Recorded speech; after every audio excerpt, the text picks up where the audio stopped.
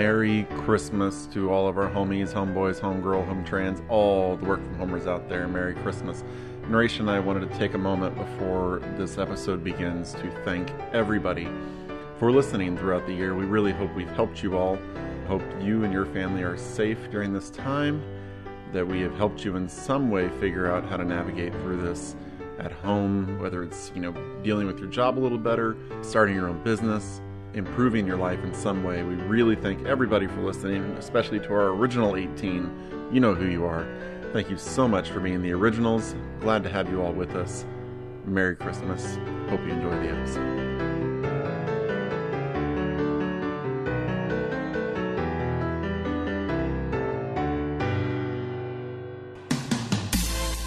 Forced to work from home by your employer? Laid off or feeling depressed at home? Do you want to make money working from anywhere? We'll show you how to do it from your couch. It's time for another episode of the Work From Home Show. Coming to you from their homes in Austin, Texas and Tampa, Florida, here are your hosts, Adam and Naresh. Hey everybody, homies, homeboys, homegirls, home trans, all the work from homers all across the world. Welcome back to another episode of the Work From Home Show. I'm your host, Naresh, with Adam Schrader, and we have somebody very well known. His name is Adrian Wooldridge. He is well known because he co-authored a book with our former Federal Reserve Chairman, Alan Greenspan, called The Fourth Revolution: The Global Race to Reinvent the State. Actually, I should take that back. That was a different book. The book with Alan Greenspan. Yeah, the book with Alan Greenspan was Capitalism in America, an Economic History of the United States. But his other New York Times bestselling book is what I just mentioned, The Fourth Revolution, The Global Race to Reinvent the State. And he's the co-author of the new book, which we're going to talk about in depth on this episode. It's called The Wake-Up Call: Why the Pandemic Has Exposed the Weakness of the West and How to Fix It. Adrian Wooldridge, welcome to the Work From Home Show. Thank you for having me. Great to be here. Yeah, so let's first start with some of the topics from The Wake-Up Call. And in your opinion and kind of the thesis of the book, how has this global pandemic changed the global economy, not just in 2020, but moving forward? I think what's happened with the pandemic is it's basically as though the whole world has been set the same examination paper. And the people who've done well and the people who've done badly have been rather surprising. That established countries such as the United States and Great Britain, which you would thought would have done quite well with this pandemic, have actually done very badly. They sort of flunked the exam, essentially. And other countries such as China, South Korea, Taiwan, Singapore, did much, much better in the examination. And what we conclude from this book is that this tells us something very significant about the balance of power in the world, that these new countries, emerging countries in the Far East, have got something right. And that these established countries that have been on top of the world for a very long time, the United States and Britain, have got something very wrong. And this tells us, something interesting about the future, something worrying about the future. Now, do you think we have it wrong, or do you think that it's just the level of independence that individuals are given? I think that we have it wrong, actually. I think that you can't. The level of independence of individuals, their unwillingness to obey government, to wear face masks and the rest of it, their individualism, anarchic individual, explains some of the difference, but not all of the difference. Let's look at the comparison between Seoul and New York City. They're both roughly the same size. In fact, Seoul's a bit bigger than New York City. They're both very vibrant cities. Seoul has a very vibrant club scene, very vibrant nightlife, a lot of very vibrant drinking, as it were. This is not a conformist, ground down society. It's a society with lots of a very vigorous pop culture, K-pop. It's got Parasite, just won the Oscar last year. But in Seoul, about 50 people have died of the pandemic since the outbreak of the pandemic. In the United States, it's 20,000. In New York City, it's 20,000 people. Now, I don't think that difference can be explained just by individualism. I think a lot of the explanation of the difference is that Seoul is a well-run city with a competent government that got on top of this problem very quickly, that isolated people, that tested and traced the disease, that has a smart infrastructure which is capable of monitoring the spread of people who might be infected. And New York was a bit of an anarchy. I mean, Bill de Blasio was a very bad mayor, I think, in terms of dealing with this crisis, that the health system broke down very quickly, didn't cope very well. So what this reveals is not a difference of culture, it's a difference of government competence. And that's a historical turning point. Not very long ago, Seoul was a backward city in a backward country. New York was the greatest capital in the world. Now New York is looking rather backward, and Seoul is looking like a capital fit for the 21st century. Well, Adrian, I got to tell you, I'm I guess you can call a migrant or a refugee, not a refugee. I'm a refugee out of Baltimore. So I lived there for almost 3 years, but I'm a migrant out of New York City. And I am so glad that I moved out. Not recently, this was about 9 years ago. And I think one thing to consider is the way that our government is set up, which I actually like. I believe that states should have rights. I believe that decisions should be made on a municipal or a state level. And that way those politicians or those leaders can take responsibility and not have the federal government and whoever is in the White House or whoever is in Congress make every decision for its people. I mean, it's just not humanly possible to know everything about what's going on in Podunk, Florida or Podunk, Alabama. And so, yeah, I think I kind of agree with you in that the mayor, Bill de Blasio, and the governor, Andrew Cuomo, and in other states that struggle, I mean, really, New York was, by and large, the worst statistically. But they need to take responsibility, and they can't shift the blame onto other government bureaucrats or other states. Yeah, I think a federal system is an ideal system in many ways because it allocates responsibility to the appropriate level of government, and a lot of those responsibilities are the people who are closest to the people on the ground. But what you need to have is a federal government that can act, as it were, as a conductor, as a concert master that can bring people together. You didn't have that. The federal government didn't do that because Trump was eccentric, headstrong. His message changed all the time. He played politics with these things. So you had a federal government that didn't act like the backup that it should have been. But it wasn't just Trump. You had lots of people on the more local level, de Blasio being an obvious one, who didn't do particularly well. Some states, I think California in general, did pretty well during this. Some states did better than others. But I wouldn't say it's it's a problem of federalism and localism. And think of a country such as Germany. Germany has a federal system. It has a lot of power devolved to local level, and Germany did much better than the United States. Britain is a very centralized country, not very much delegation of power at all, and Britain did very badly. So the reason lies somewhere else, and I think that the reason lies in a failure really to take government seriously and to keep innovating when it comes to government. Something entered the American bloodstream, which was when Reagan said government is not the solution, it's the problem, that created a sense that government doesn't matter anymore. It meant that the best people didn't go into government. It meant that government was treated as a poor cousin. And it meant that America stopped innovating when it comes to government. And I think all of that was wrong, and that we're beginning to pay the price for it. Government does matter, and government is quite often not the problem. It is quite often the solution. When you have a public health crisis, it's only really government that can act coherently to address that crisis. It can't be done just by the private sector. Yeah, well, Adrian, you and I have very, very different politics. I'll just say this. I believe in taking personal responsibility. So in the case of our health, for example, taking your vitamins, exercising, eating healthy, so that when the next pandemic comes, you'll build up an immune system and you'll be well protected.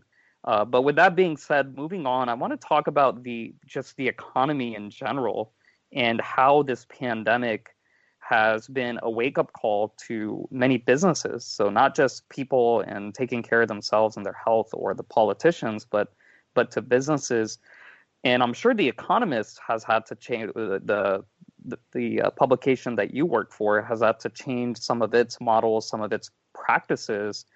Do you think this whole work from home shift is permanent and the future? Well, let me just go back to the first point you made about taking care of yourself, because taking care of yourself can do a great deal. And certainly being overweight is one of the things that predicts, death from COVID. If you keep your weight down, if you keep your health up, you're much, much less likely to die of COVID. So I agree with you to that extent. Personal responsibility is a very important part. But nevertheless, airborne diseases do involve other people. They involve the public sector. So I agree half with you, but not all the way. But on the issue of working practices, absolutely.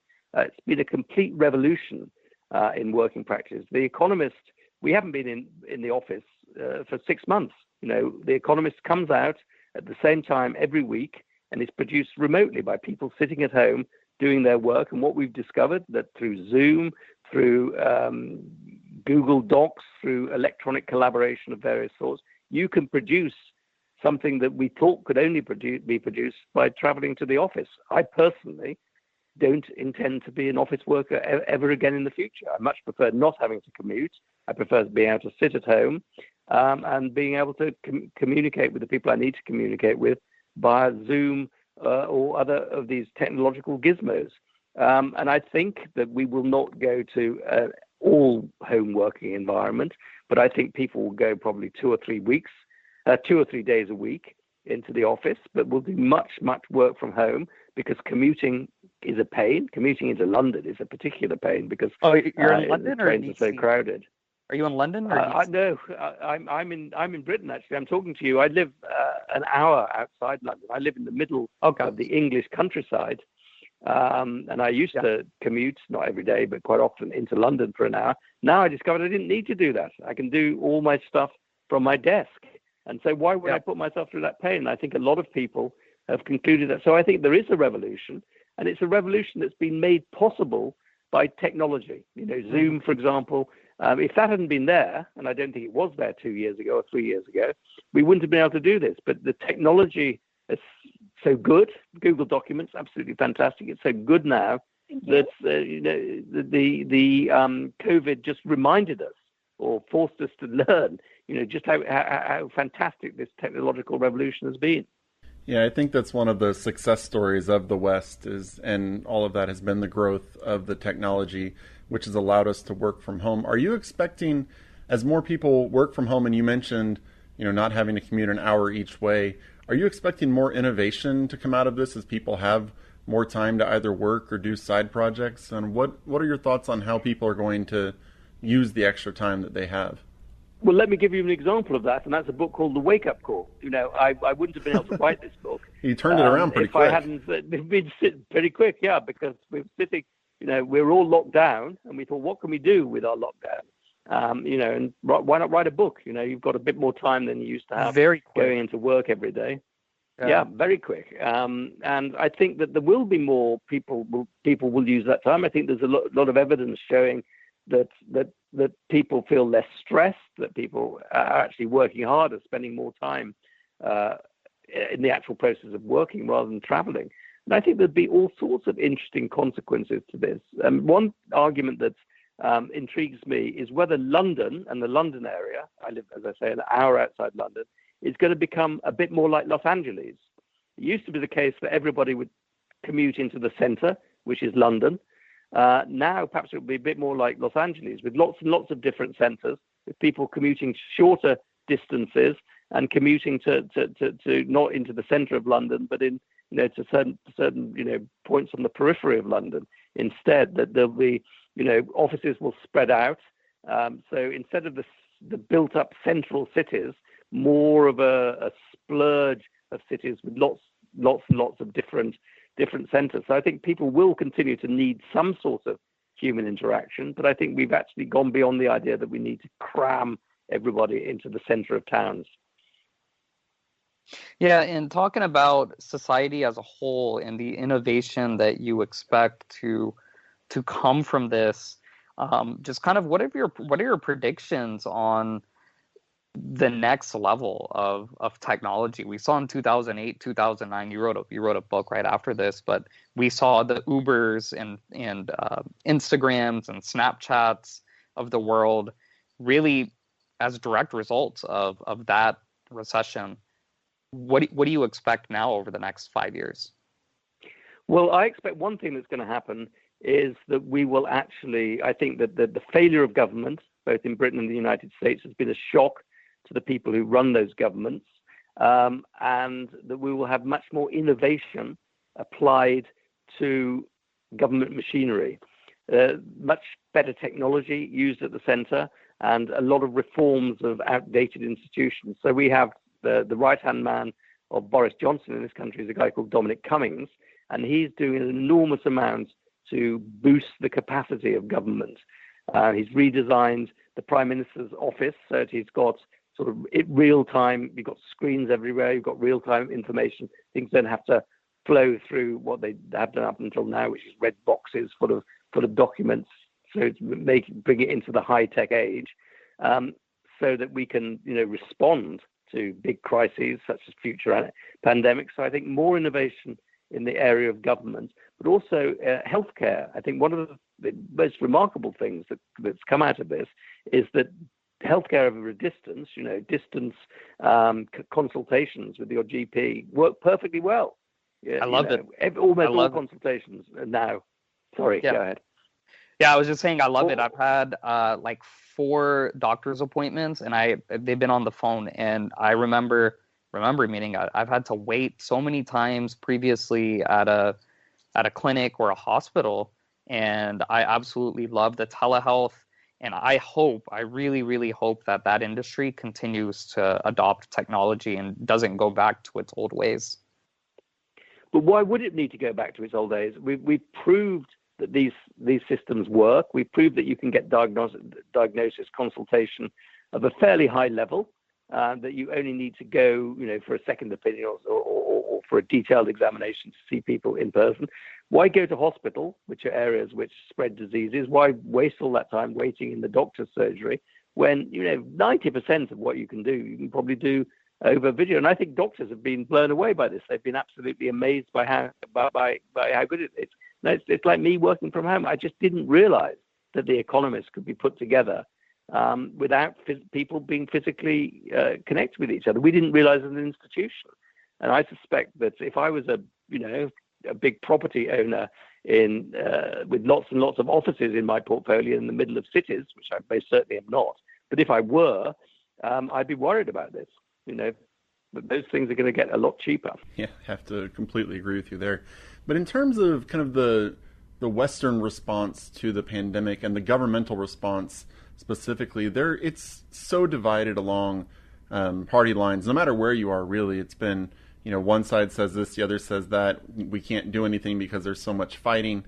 What do we need to do? What do you think we need to do politically to actually make our governments function the way that they properly need to? I mean, it seems like everything in the world is becoming so polar that what do we need to do as citizens to make that stop? I think the partisanship is not universal, actually. I think the partisanship is very much worse in the United States than anywhere else. It's worse in Britain than most European countries. I mean, America is in a league of its own. Britain has got high degrees of partisanship, not as bad as yours, but certainly high degrees. But there have been some countries that have been... We're always trying to catch up there.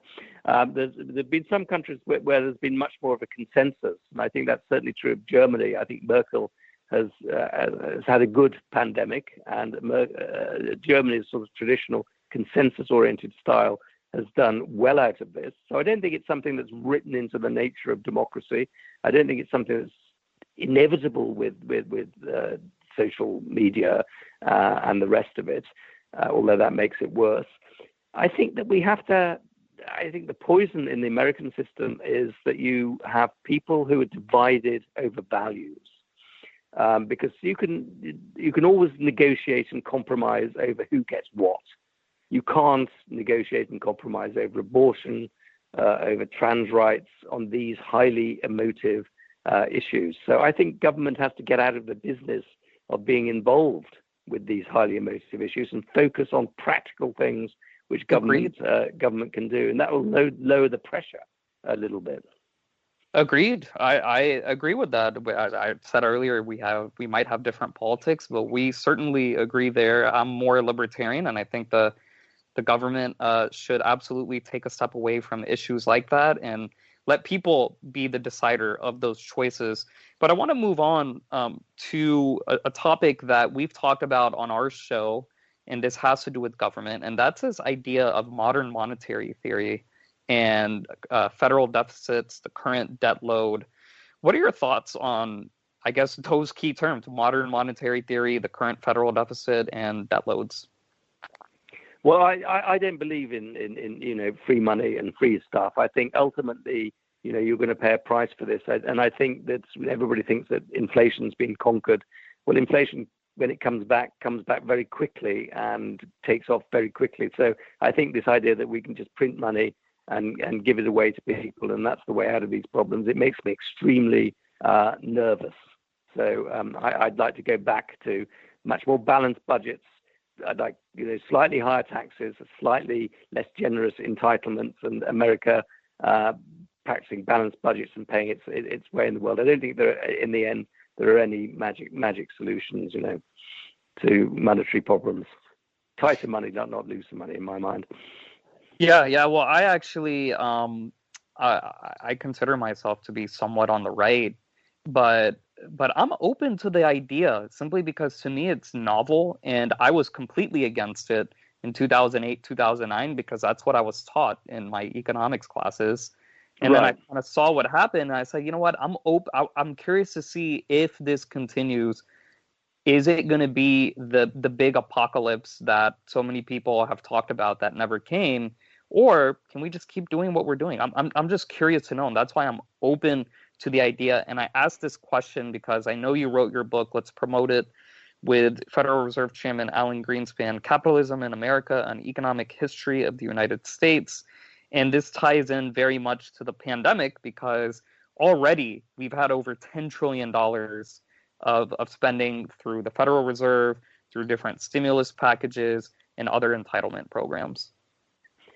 Look, I'm in favor. When you have a crisis, you have to respond to it quickly and directly, and that's been an element. We haven't talked about it, but it's been an element in America's response to the crisis, and indeed Britain's response to the crisis of stimulating demand, which has worked and has been done in a very responsible and rapid way, to prevent the economy from collapsing.